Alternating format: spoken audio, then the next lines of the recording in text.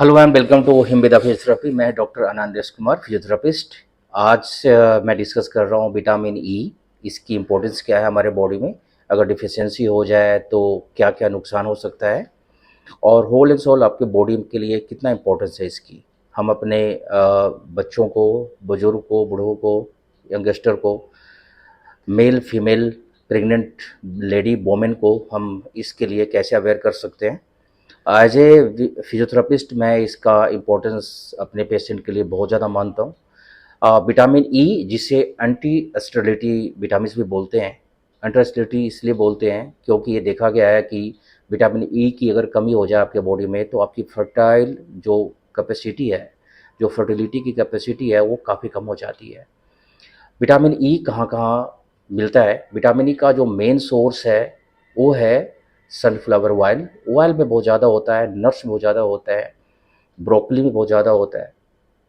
आपके vitamin E का जो सबसे रिचेस्ट सोर्स है वो है आपके जो सनफ्लावर ऑयल होते हैं, जो आप जिसे बोलते हैं कि आप गुड फैटी एसिड जिसे बोलते हैं, जिसका जो मेन सोर्स है वो फैट ही है, तेल ही है, जो हम तेल खाते हैं। हमारे घी में भी होता है, मीट में, रेड मीट में इसका बहुत ही ज़्यादा कंटेंट होता है। इसलिए जो नॉन वेजिटेरियन है उनमें बहुत रेयरली ही ये कम होता है विटामिन ई। विटामिन ई का नट्स में काफ़ी सोर्स होते हैं, नट्स खाने चाहिए इसके लिए। और डिपेंड ये करता है कि आप नट्स जब खा रहे हैं तो आप कैलोरी कितना इंटेक कर रहे हैं। और ओरिजिनल जो राइस ब्रान तेल होती है इसमें काफ़ी ज़्यादा होता है, ये सोर्स है। इसके इफ़ेक्ट क्या क्या होते हैं? जैसे विटामिन डी अगर आपके बॉडी में कम हो जाए तो एक तो मैंने बताया कि आपकी फर्टिलिटी कम हो जाती है प्रेग्नेंट वोमेन में, और आपके मस्कुलर पावर के लिए ये विटामिन बहुत इंपॉर्टेंस इसका रखता है हमारे बॉडी में। ये one of the potent antioxidant है। हमारे बॉडी में बहुत सारे ऐसे फ्री रेडिकल्स होते हैं जो बॉडी को डैमेज करते हैं, लेकिन विटामिन ई एक तरह से शील्ड देता है, एक कवरिंग देती है उस एंटीऑक्सीडेंट का जो नेचर है, जो ऑक्सीडेशन होता है उससे प्रोटेक्ट करता है हमारे बॉडी को। और इस तरह से हमारे सेल्स को, हमारे आरबीसी को भी ये प्रोटेक्ट करता है डैमेज से। और इसका जो सबसे ज़्यादा इफ़ेक्ट देखा गया है, उनमें देखा गया है जिनमें एक जनरलाइज्ड वीकनेस होती है।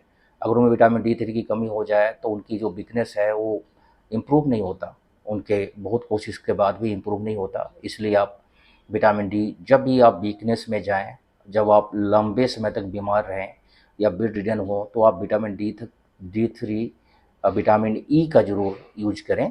डी थ्री के साथ भी एक वीडियो बनाया हुआ है मैंने, जिसमें विटामिन डी थ्री के बारे में बताया मैंने। विटामिन ई का यूज ज़रूर करें। और ये हमारे बॉडी ग्रोथ के लिए, मसल्स के ग्रोथ के लिए बहुत ही इम्पोर्टेंस है इसका। और हीलिंग पावर में सबसे ज़्यादा इसका यूज होता है। एंटीऑक्सीडेंट प्रॉपर्टी है होती है इसमें, जिसके कारण से हमारे बॉडी को, सेल्स को ये एक तरह से शील्ड सेफ्टी देता है हमारी बॉडी को। विटामिन ई का जो साइड इफ़ेक्ट है वो क्या क्या हो सकता है? आप में वीकनेस हो सकती है, आप में एनर्जी की कमी हो सकती है, आप में इम्पोटेंसी हो सकती है, आप में प्रजनन की क्षमता कम हो जाएगी आप में। सो ये इसके साइड इफ़ेक्ट हैं अगर आपके बॉडी में विटामिन ई कम है तो, क्योंकि इसके नाम ही है, नाम में ही जुड़ा हुआ है एंटी स्टेरिलिटी विटामिन्स।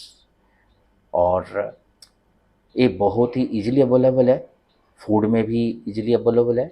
और मार्केट में अगर आप इसको यूज़ करना चाहते हैं तो इसके रैप्सूल्स आते हैं।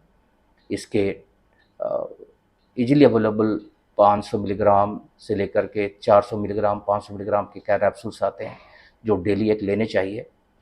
एक एडल्ट यंग जिसका बॉडी वेट 30 से ऊपर है और जिसकी उम्र 12 से 14 साल से ऊपर है, इसको विटामिन ई की आप मालिश भी, मसाज भी कर सकते हैं कोकोनट ऑयल के साथ में इसको लगाकर। जब कभी भी आपको जॉइंट पेन हो, मैं एज ए फिजियोथेरेपिस्ट ये सजेस्ट करूँगा कि जब भी किसी को जॉइंट पेन हो, चाहे वो शोल्डर पेन हो, नेक पेन हो, लोअर बैक की पेन हो, नी की पेन हो, तो आप खाएं भी और इसे कोकोनट ऑयल के साथ में मिक्स करके लगाएं भी। इसका बहुत ही अच्छा इम्पैक्ट आता है रिकवरी में, और आप जल्दी रिकवर करते हैं। So this is all about vitamin E. Video अच्छा लगा हो लाइक करें, सब्सक्राइब करें। Thank you very much.